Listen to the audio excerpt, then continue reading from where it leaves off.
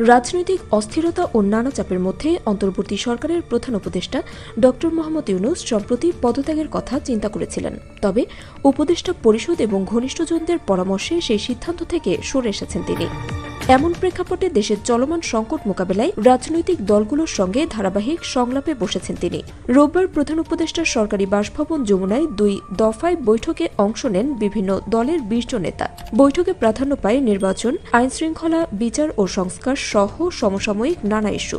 বৈঠকে প্রায় সব রাজনৈতিক দল প্রধান উপদেষ্টার প্রতি আস্থা প্রকাশ করে তাকে দায়িত্বে অবিচল থাকার আহ্বান জানিয়েছে।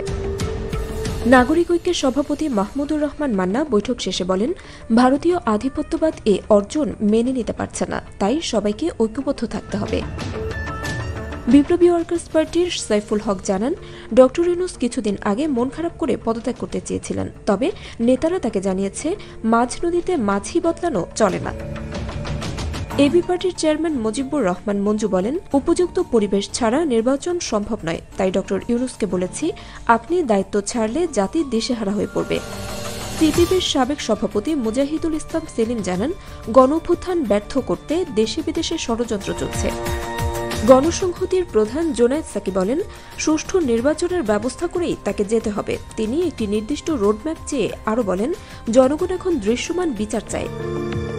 বৈঠকে ড ইউনূস জানান, নির্বাচন তখনই হবে যখন সংশ্লিষ্ট প্রতিষ্ঠানগুলো আত্মবিশ্বাসের সঙ্গে বলবে তারা প্রস্তুত। এর আগে শনিবার প্রথম দিনের সংলাপে বিএনপি, জামায়াতে ইসলামী ও এনসিপির নেতাদের সঙ্গে বৈঠক করেন প্রধান উপদেষ্টা।